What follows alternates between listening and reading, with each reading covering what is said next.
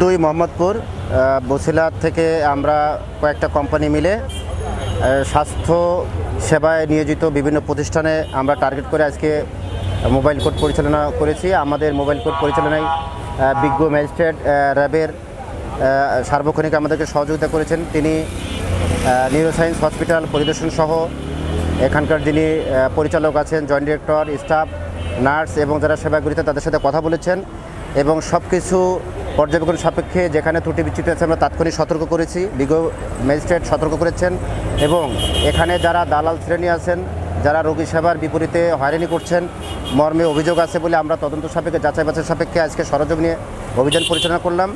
আমরা কয়েকজন ambulance target করেছি, তাদেরকে ধরতে পারিনি, কৌশলে তারা পালিয়ে গেছেন। আমরা দ্ব্যর্থহীন বলতে চাই যে যারা সেবার নামে হয়রানি করার জন্য, জনস্বাস্থ্য বিঘ্নিত করা এবং সেবা গ্রহীতাদেরকে হয়রানি করার জন্য এই যে অ্যাম্বুলেন্স সেবাটাকে জোর করে নেওয়ার জন্য চেষ্টা করেন, র্যাব সার্বক্ষণিকভাবে যেভাবে মানুষের সেবায় নিয়োজিত আছে, আমরা এই অপরাধের ক্ষেত্রে জিরো টলারেন্স নীতি গ্রহণ করেছি এবং এই অভিযানটা, ভ্রাম্যমাণ অভিযানটা অব্যাহত থাকবে।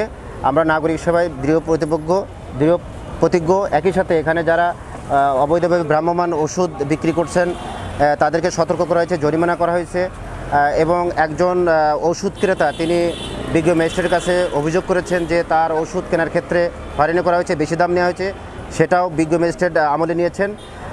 একটু সিজি কর্মসূচির দৃষ্টি আকর্ষণ করতে চাই যে এখানে যে অবৈধ স্থাপনা হিসেবে রয়ে গেছে স্বাস্থ্যসেবাকে বিঘ্নিত করার জন্য, এই অবৈধ স্থাপনা যেটা ওষুধ হতে পারে, খাদ্য সামগ্রী বিক্রি করার ক্ষেত্রে এগুলো উচ্ছেদ করা প্রয়োজন, কারণ এরা জনসেবায় বিঘ্নিত করছে।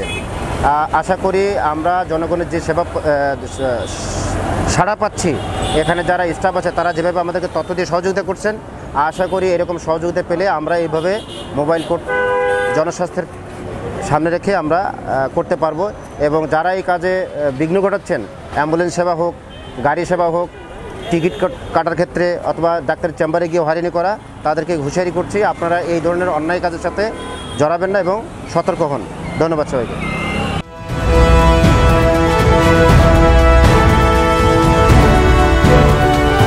জনতার টিভি, জনগণের আয়না।